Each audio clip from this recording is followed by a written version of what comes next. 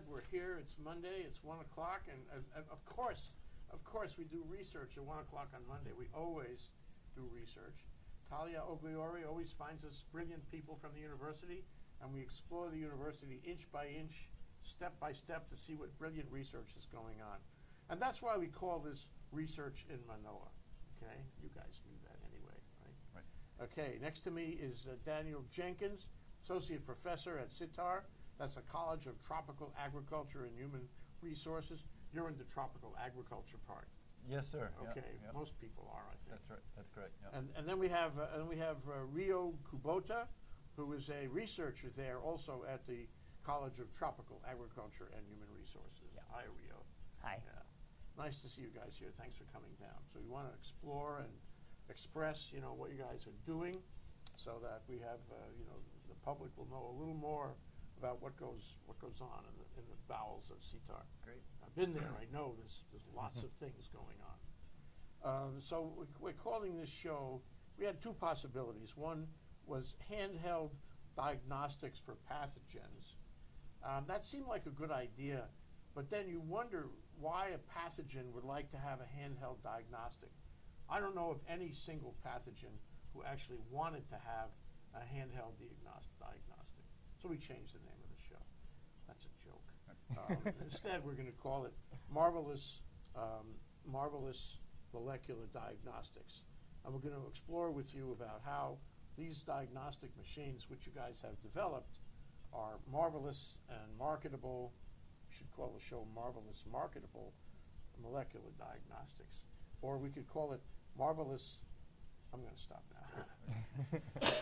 Marvelous machines, marvelous molecular machines.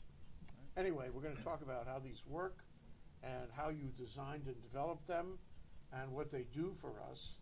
And you got all the equipment you need right here. So before we do that, I want to know who you are. Okay, let's talk about your career so far, Daniel. Daniel Jenkins, where did you go to school? What did you study? And why did you get into molecular diagnostics? Well, it's a long story from beginning to end, but so I went to undergraduate at Cornell University. I studied agricultural engineering. At the time, so the agricultural college at Cornell University is part of the publicly state-funded or state-supported part of the university. So the tuition was significantly cheaper than going to any other engineering. I knew I wanted to be an engineer and build things. It happens that my dad is also an agricultural engineer. So for those reasons, it may be a little bit unimaginative. I went into that field and I never didn't like it. So I went on from there. Well, before you go on from there, okay. What is an agricultural engineer? It's a very good question.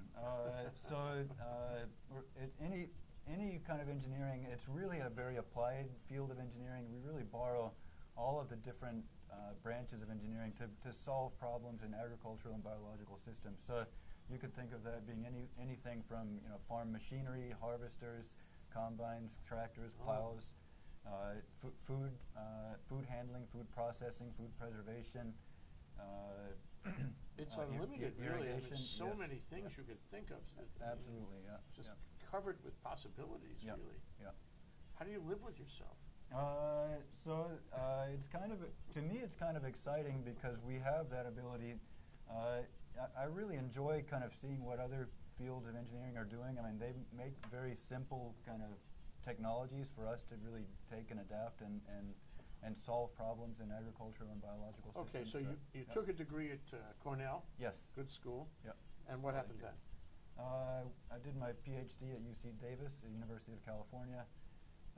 So most of my projects, all of my graduate work was related to the dairy industry. So some kind of, the first project I was involved in was something about stray voltage. So basically you can imagine dairy cows are sitting,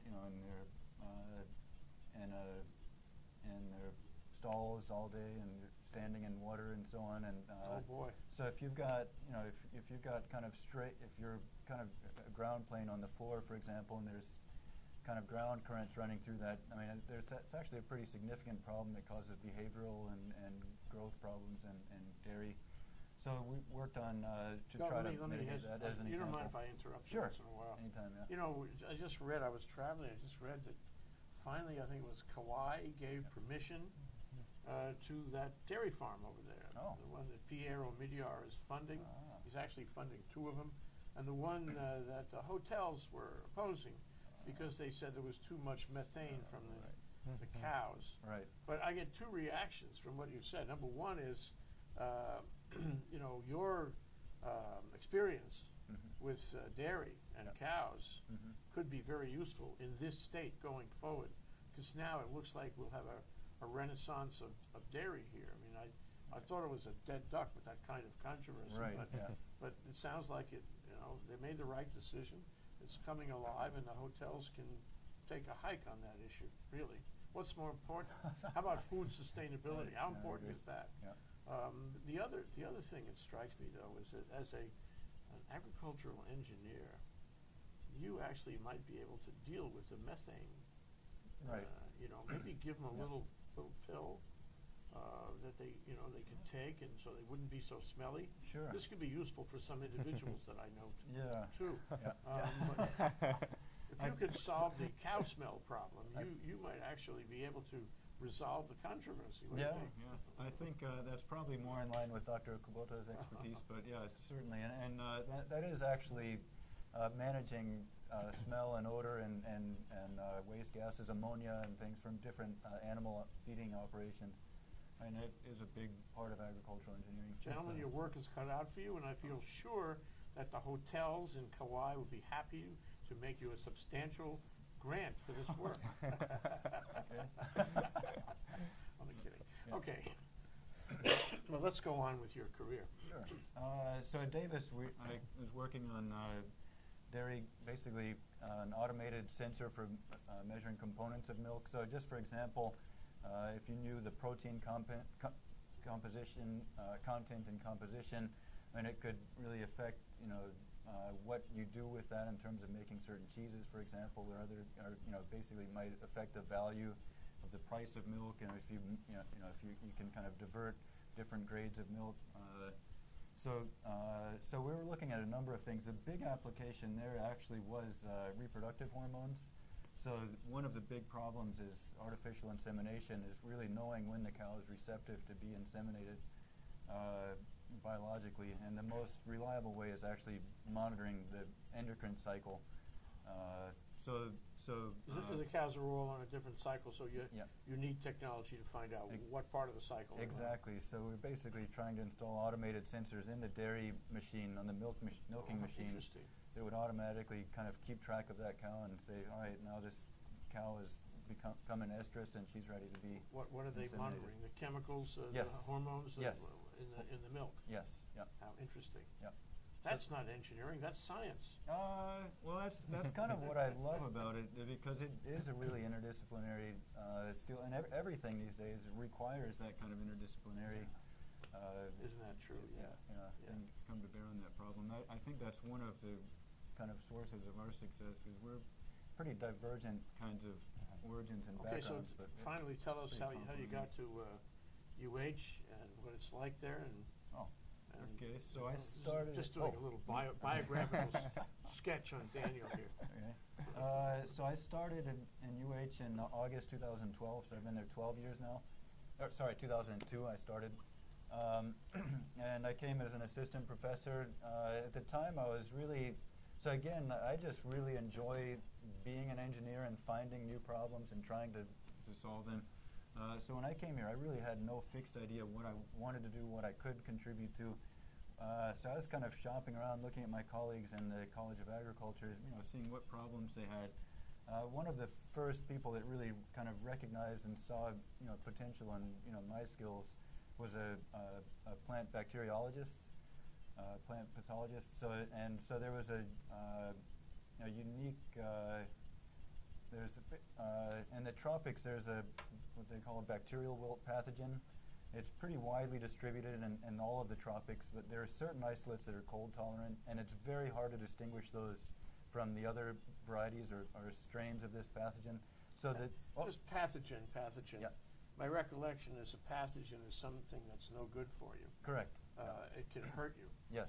And a pathogen relates to hurting human people. Yes. As opposed to cows. Yeah. Right? That's what we're talking. When you're talking about pathogen here in this discussion, are we talking about a pathogen that can hurt anything or us? A pathogen that can hurt any living thing. So in the agricultural context, it could be a pathogen that hurts a cow. It could hurt a plant.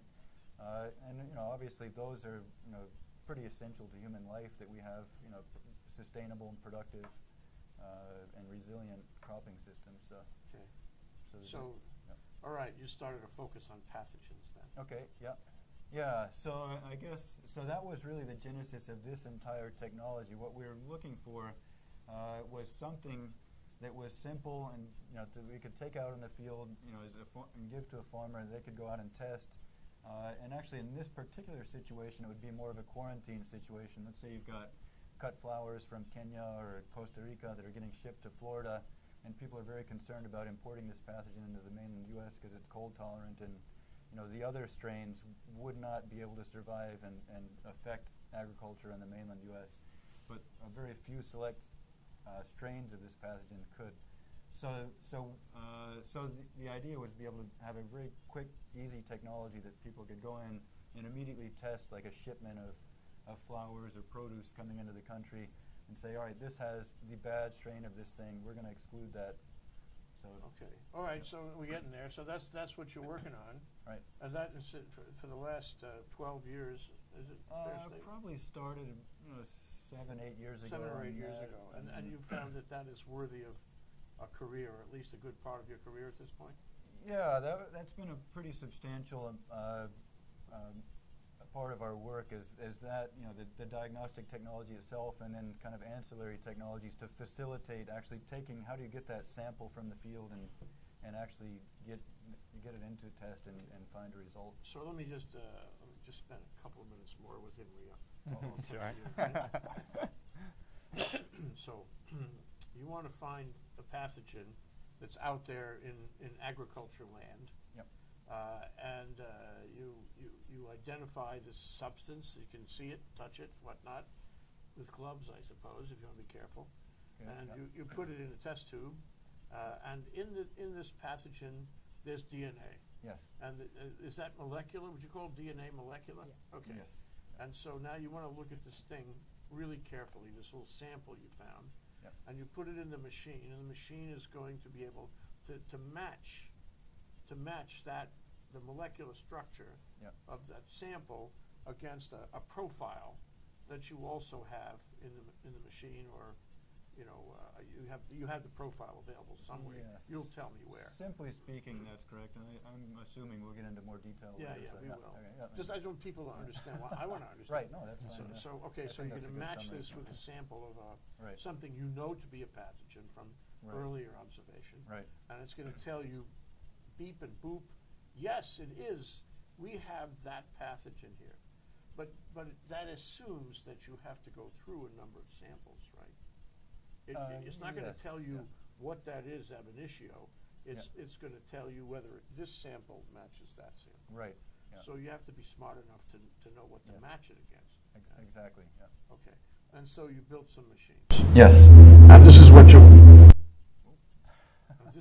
working on. Yeah. So this is part of what we're working on, the actual physical part. I mean, and then I think Dr. Kubota can talk about the more of the molecular aspect of the technology. Okay, Ryo, you're up. So, but let's talk about you first. Okay. Tell us why you got involved in this, where you went to school, all of that. Okay. So I'm originally from Japan, and that would have been a wild guess. and got my bachelor and master degree was from Japanese university. What university? Tokyo University Agriculture and Technology. Very good school. It is, indeed.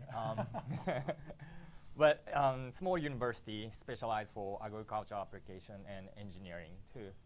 And I worked for like a private company for 2 years, and then I kind of want to go back to the research side of it. So when you worked for the private company, what were you doing? I was a food designer. So food designer? Yeah, like making a flavor by mixing all different ingredients could be a coloring or That's really interesting. artificial flavor, natural flavor. Yeah. So I did it for 2 years. So it's kind of like experimenting every day. Yeah, then but that's creating- molecular also, isn't it? You have to Essentially, yeah. figure out what molecule gives you what sensation. Yeah, okay. exactly. So it was really interesting because you create a new flavor, and then you see the product in the market. So that was a good experience, but I missed the biology parts. So I was almost like looking or deciding to go back to graduate school to get PhD, and my choice was going to Japanese university or go to United States and go U.S. And university. you chose to go to the United States. Yes. And then furthermore, you chose to go to the University of Hawaii. Yes. He's also a surfer, by the way. This enters into the whole proposition. Yeah, it helped. Definitely. All right, why UH? Was it sitar? Was it work that was being done? Was it Daniel Jenkins? What? I could be everything came together because I tried to apply to graduate school, mainly like University of California Systems schools, because I was a surfer and I kind of liked all the coastlines, environments, cities. And then my roommate, two of my roommate was from Hawaii, and they kind of suggested, you should apply to UH because you surf. And That's a good so I just give a chance, give a try, and I contacted to department chair of molecular bioscience and bioengineering department, and I had a couple interview. I had one guy. This was at CETAR. Yeah, CETAR. Really interested in working with him, but he basically told me that he doesn't have any budget. And I had an interview with Dr. Jenkins, and I have another interview with other professors.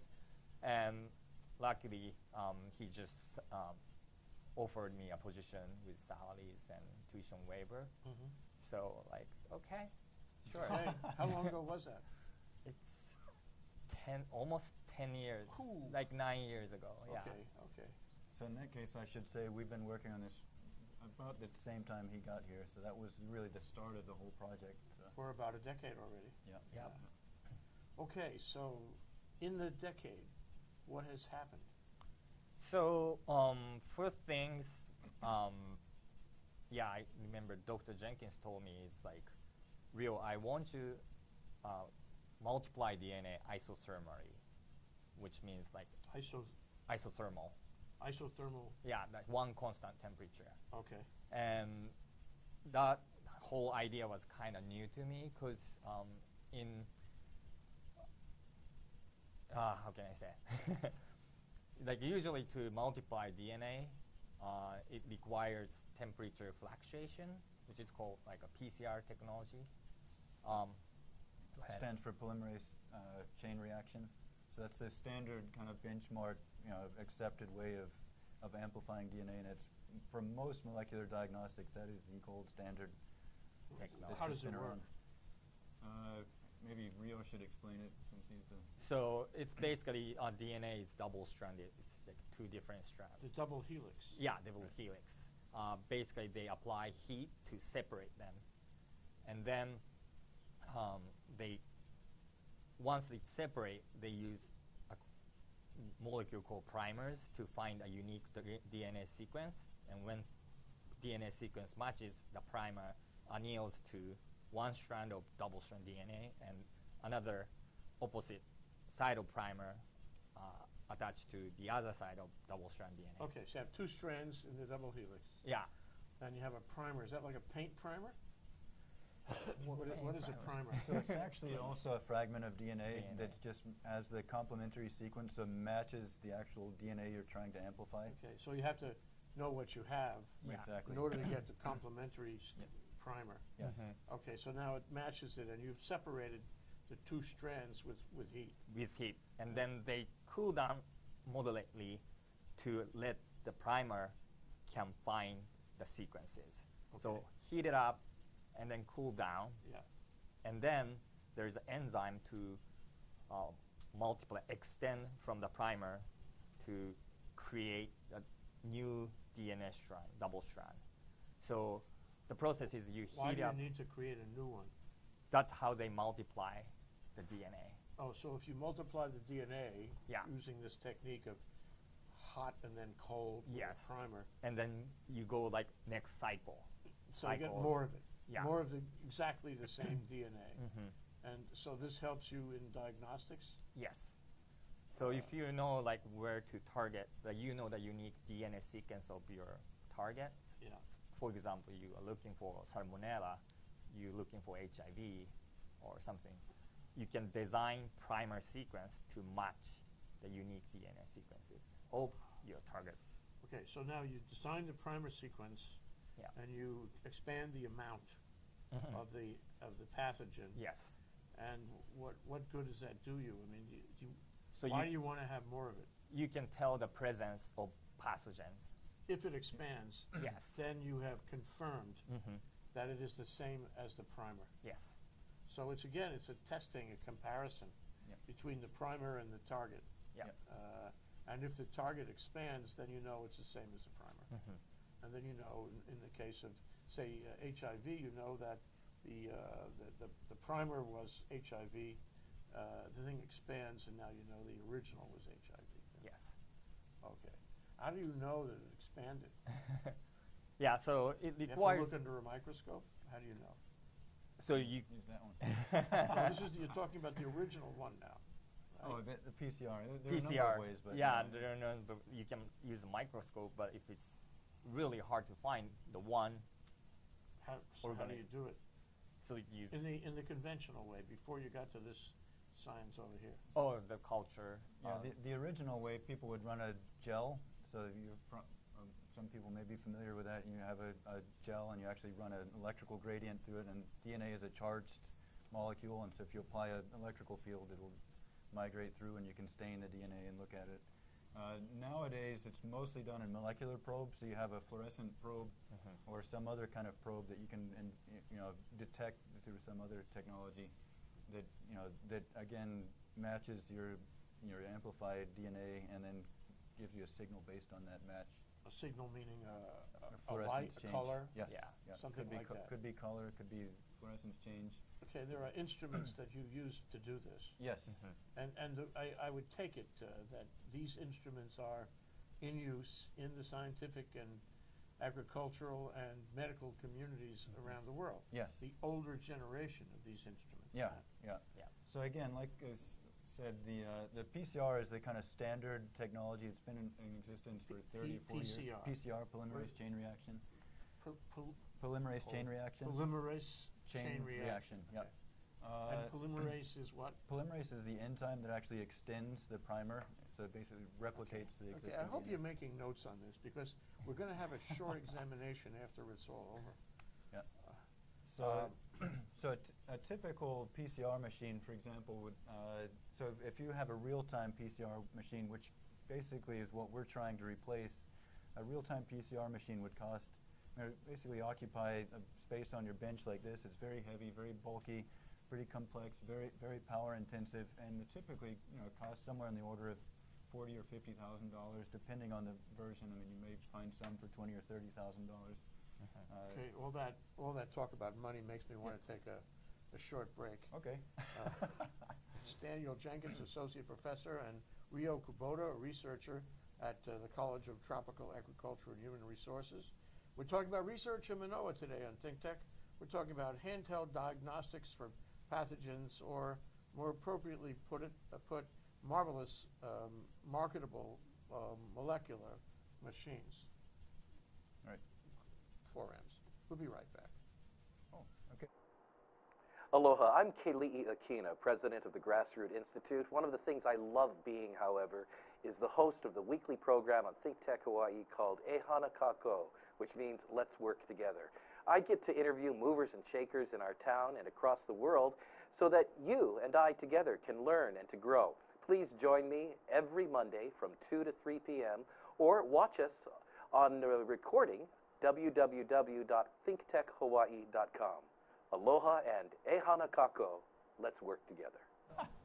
Okay, we're back. We're live. We're learning about molecular biology and molecular diagnostics here on Research in Manoa with Professor Daniel Jenkins and researcher Ryo Kubota.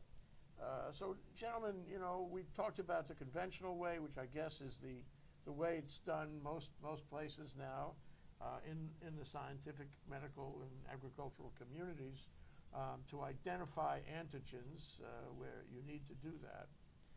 But you guys, for the past decade, have been working on a better way.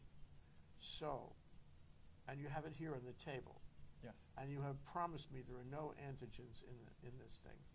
Not right now. Not right now. No. Was there anything before? I hope. Not on these. Should we need to sit back from it and keep our distance? I don't think so. That's a really good question. Actually, seriously, one of the main advantages of this is in a lot of really isolation kind of events. So you could think of Ebola in the context of agriculture. A good example would be foot and mouth disease. These are very highly consequential pathogens where when you have an outbreak, people are very serious about containing that. So this is something, for example, that in that situation you could take into that ward.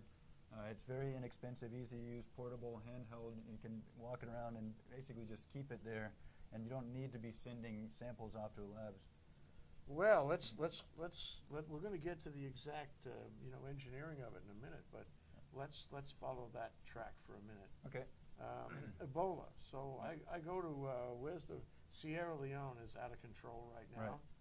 Right. So I go to Sierra Leone. I go into a ward where we know people have Ebola, yep. And I take some sputum. That would be a good chance.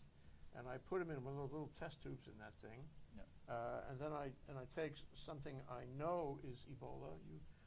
We have identified that elsewhere in the laboratory, yep. and I put it in to match it into your machine over there, yep. And it comes back and it says exact match. The DNA of the what's in the Ebola, what's in the sputum, is exactly the same as the Ebola from the sputum of somebody we knew had Ebola. And I could do that right now. I could take this machine right now, the one on the desk, that one, and I could Sure. take it to Sierra Leone. I could make an absolutely accurate test of a person suspected of Ebola and know for certain that person had Ebola. Is that true? You want to take this one?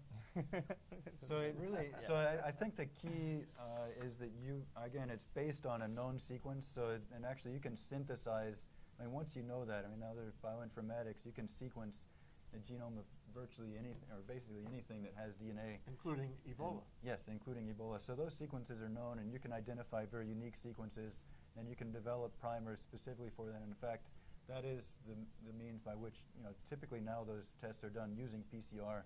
But absolutely correct. If you had those sequences and design those primers, you could take our instrument and use it for that application. And because DNA has whatever it is, the genome, 30,000, different, how much? It depends on the organism. So the virus is probably not that many, obviously, compared to you and I. It's really tiny. It's much more simple. But it would still be in the thousands. Yes. And the chance of a mistake is zero. You would know for certain. If the thing came to you and said, we have a match, that meant that all X number of thousands of genes are the same. Yep. You're pretty damn sure that it's what you thought it was. No? Yes. Usually we're looking at very targeted genes that we're very selective about which ones we know are very unique to that organism. Yeah. But typically, so when we do development, of new diagnostic tests, for example, one of the things Ryo was doing for his PhD was doing very extensive trials to test against every possible strain of this organism. The different strains that some of the ones we really wanted to detect, and as well as other ones and other similar organisms.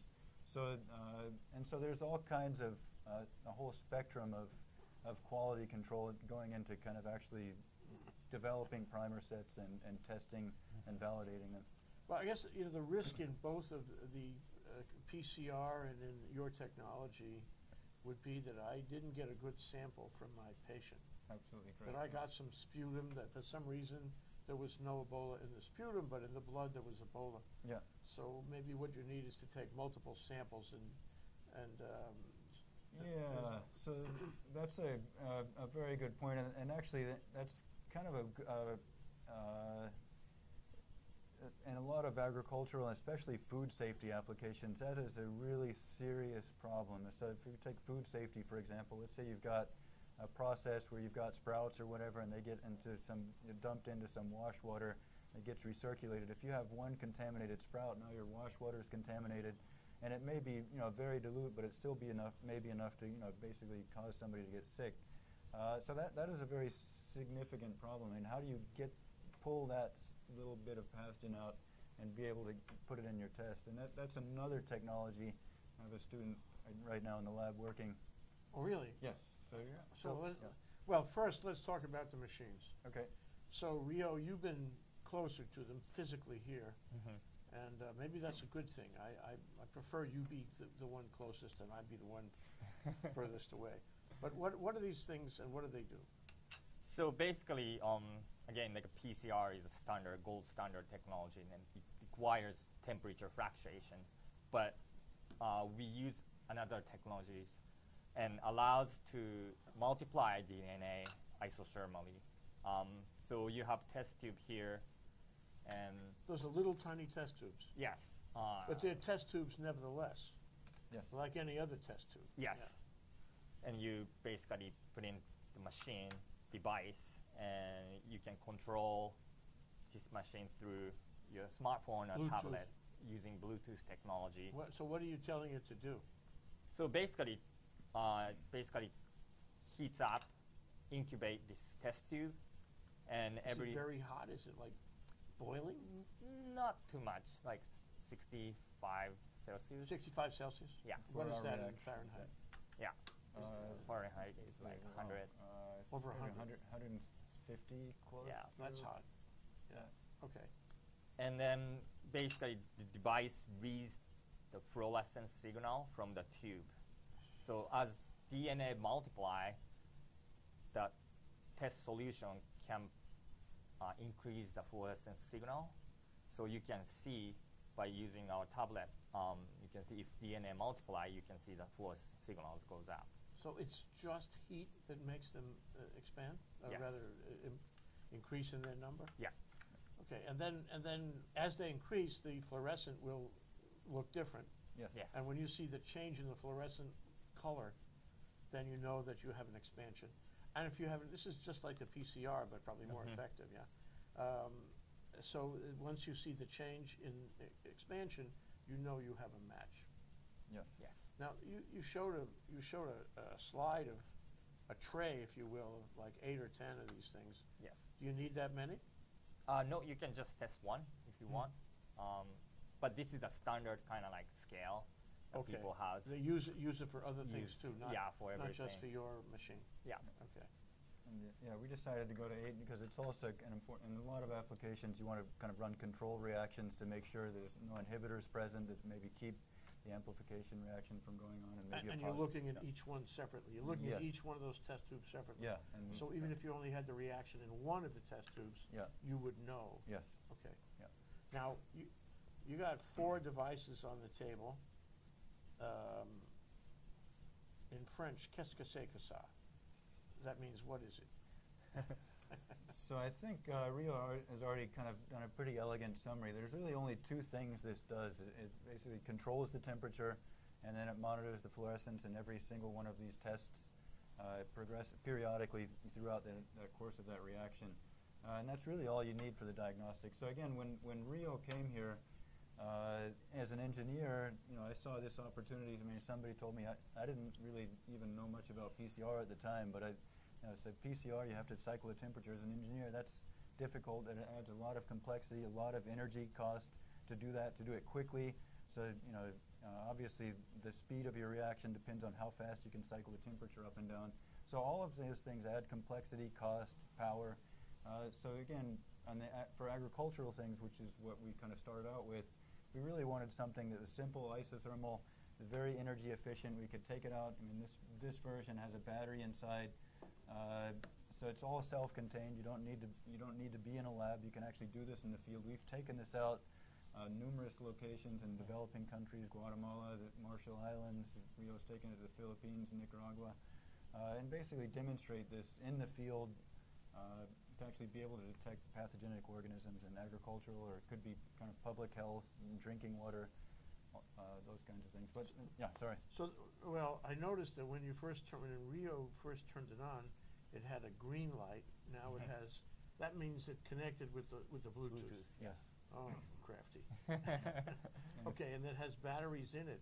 Yep. How long does it take to ramp up to the necessary temperature, that 150 Fahrenheit? So it takes about a minute. So it's really designed to be, not. Again, we have the luxury because we don't have to cycle it. We can wait a minute for it to heat up. No big thing. Yeah, and so typically it'll take about a minute. So Ryo just turned it on. So now it's running a reaction. If you actually feel this now, you can feel it warming up. Is it safe?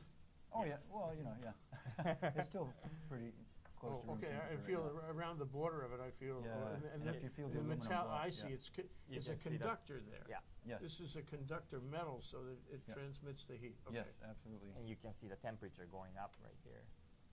Wow, this is an interesting app you got. It's a lot of information. It's feeding back and forth. Right. Yeah. Okay. And, yeah. So we really wanted to. I mean, I guess the strategy. So really, we started out working mostly on the molecular diagnostics. So Ryo invented a molecular probe to be able to actually monitor this reaction in real time. You can actually use it to detect different sequences multiplying at the same time, so you can detect multiple diseases in the same sample, for example. The same sample meaning the same test tube? tube? The same tube, yes. Even if, so I could, just one test tube, Yeah. I could have multiple samples in there. So let's say, I could run Ebola and malaria, which it wouldn't necessarily be a What good example, that but yeah. would make you ruin your whole day. Yeah. But again, if you might have a panel of febrile pathogens, and obviously determining which one of those somebody's infected with is very important in determining the course of therapeutic applications to try to help that person. So Strikes me that, of course, you got to go through that problem about getting a good sample, but this does not necessarily have to be invasive. You don't have to actually go take blood. You can get. Yeah, it really depends on the pathogen. Any body fluid, theoretically. Yeah, it really again depends on the pathogen and where that pathogen kind of most prefers to reside, I guess. So Ebola, from my understanding, would be virtually any bodily fluid. Yes. Yeah. Oh, this has really got possibilities. Yeah. So what's the competitive machines? Is this big? More or less, yeah. So you got an advantage there. Yeah. So again, I think that having an isothermal technology really. I was actually for many years we didn't really pursue having the hardware and software, kind of assuming that it would be simple enough that somebody's just going to jump and do it, and you kind of wait around, and nobody did it. So we just said, did it yourself. This is an opportunity, let's do it. And originally it was. Where did you get trained in software? Never mind.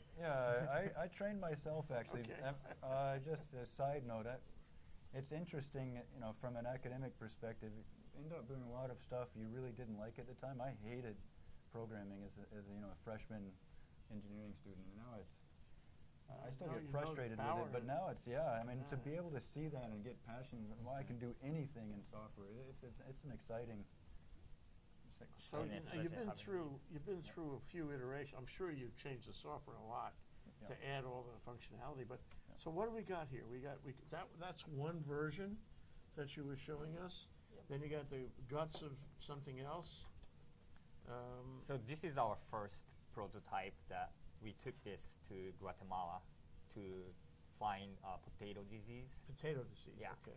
So just only simple circuit design and then only process one sample at a time. Okay. Oh, I see. It's got that same hole. And it's got the conductor metal. Yeah. And this is our second prototypes, and just expanded with like 8 test capabilities, and then this is our first commercialized device that people use all over the world. We sold this device probably like over 40 devices, and people using it. That very model right there. Yeah. Okay. But this version you you need Have to to have have a power good power. supply, and you don't know whether it's connected. It doesn't have a blinking thing. Yeah. Yeah. I always So- think the blinking thing is a big sales point. Yeah, I think and it is important for the user to know whether it's on, whether it's connected to something. So Yeah. that was sort of, and it's like the iterative nature of the whole process. I mean, this one we really, again, it was envisioned as kind of a research application. We'll give it to some people in the USDA and See what and they have do them, with it, and then if people have become more progressively interested. We've got farmers buying units now, and obviously there's a bigger expectation for the features to really facilitate somebody that's not really an expert in molecular diagnostics to go out in the field and use that. So that's kind of driving, always trying to push the edge and improve the technology. So. Okay, and then you have the two new ones. Are they identical, those Yes, two? identical. Okay, they look much sleeker. They got good lines on them, like Oh, thank you. just like art design kind of thing. And the light always helps, and that works on what? AA cell batteries, what? So it's a lithium-ion battery. So it's a fairly substantial battery as batteries go, but it's still portable. I mean, you can hold it. It's Yeah, I like to hold it. Yeah, Is so- it safe? Oh yeah. Yeah. Okay. Okay. It's very nice looking. Oh, You thank could you. find this in the Museum of Modern Art in New York on 53rd Street. It would be there. Oh, it's blinking at me. Yeah. Why so is it- why I'm is it- running the So test. so it flashes light. That's how you measure fluorescence. You have to stimulate it with one wavelength of light, and then you measure a different wavelength. it's really hot now. So Watch again, out. periodically you will see a light flash Yeah. in each one of those wells. Why periodically? Why not systematically? Well, to make it cheaper, so that people can buy it and afford it. Yeah. Oh, I see what it says. Oh, in different colors too. Some are Yeah. blue and some are green. What does that signify? Yeah, so different colors, again, the ability to detect different sequences amplifying at the same time. So we have different probes that are specific to different sequences, I and see, then I see, we I can see. detect the different. So multiple Yeah. things happen even with the same sample. Yes. Yeah. Okay. Well, this is really exciting. So this one really looks terrific. Oh, thank you. This ought to appeal to, my goodness, maybe as a Christmas gift, maybe? Yeah, I'm thinking of giving one to my brother. So he actually, seriously, he does have occasion to use this. He's an entomologist. He works on tropical fruit pathogens Perfect. or pests. And one of the big problems, for example, in agriculture right now is citrus greening. So it's a very devastating pathogen of basically all citrus. It's pretty much wiping out the industry in Florida, for example, which is the citrus place in the U.S. pretty much. And so anyway, so he's also happens to be working on that same problem, and we have a test for that, for example, and kind of been providing to both growers and USDA specialists working on that problem. Who's physically manufacturing these? Really, you guys? Right now, You do it by hand, each one? So You have a different machine shop degrees. or what? Different parts. I mean, all of the initial prototypes are pretty much all handmade. And then once we get a design we like, we can have kind of outsource. Once we kind of have a larger volume we want to produce, we can kind of outsource different sub-assemblies. And then right now we're still putting those together. Again, mostly me, and primarily as a process. I mean, what I'm interested in is really understanding exactly all the things that can go wrong in the manufacturing process, and document every single detail of how they need to do it, and then pass it off to a contract manufacturer. So what about patents? Are you protected on this? Yes. So the original patent was actually, again, based on Dr. Kubota's work. So it was the molecular design. So again, both the molecular reaction itself and then the probe to detect those reactions. So again, without going into details, there's a lot of really compelling advantages. He was the first person to be able to do that in to have a real-time detection, in the tube, in an isothermal amplification reaction, a true single-step reaction where you just add your sample and push a button and go. So there's a number of really compelling advantages to that. We have that protected through the university. We have a company. We've licensed that technology, and we've licensed some other technology that's kind of required for that particular diagnostic reaction. And then, so we're really looking to take off and, selling both the reactions, both the diagnostic kits and the hardware. And I guess the model really is, again, we feel there's a real latent demand because there's a lot of users that really, they either don't know about the existence. I mean, they're sending out samples to be tested for Salmonella, E. coli, $100 a test. I mean, so we really think there's a big latent demand. If we can make a product that's really inexpensive and either lease it to somebody and I think there's a very competitive. It's pretty exciting. Yeah, I think I mean, any day we could have SARS reemerge in China. Right. And tell me if I'm wrong, but this could identify it immediately. Right, yeah. So we are working with the Navy, for example, and they have a medical microbiology unit for kind of looking in public health and trying to take care of, especially when soldiers get deployed to places like that. And I mean, they're looking at having in place the functionality to actually, anytime there's an emerging new disease that's mutating and new sequences, to go in and determine that sequence and develop a test within 2 weeks. So again, this is something that ideally could fit into that scheme. Well, if we had an Ebola case right here, you guys, Department of Health should call you right away, don't you think? Because Sure. you could give them a test that would identify whether a suspected, victim is suffering from Ebola. Well, what an exciting time, and you guys, I think you're going to be rich one day. The Office of Technology Transfer at UH must be looking for you, and if not, you should look for them and try to get some help in terms of building a business and enhancing your patent position on this and selling it worldwide. Do you have any competition? There are competitors. It is a pretty competitive space. Our device is still significantly less expensive than any nearest competitor by almost an order of magnitude. It's actually smaller, more portable. So, and I think we have very compelling feature sets in the software as well in terms of managing and understanding the data geographically speaking. So it's kind of an exciting thing, and we're looking to bring on personnel to really try to expand the functionality and the Are you trying to improve it now? Are you still working on continuously, it? yes. What's left to be done? Mostly software now. I mean, both in terms of marketing and having a single site where you can go in, shop, okay, I want the device and diagnostic test for this, and then also the software and some of the services associated with the software. Again, if you're an agricultural user, I mean, what's the risk that I'm going to have this fungus affect my crop this year or this time? When do I need to apply a fungicide? So all kinds of different applications. Great. Well, I'd like to have you guys back as it goes forward and talk about it some more, about your adventures, and I hope you'll take my call after you make all that money. Yeah.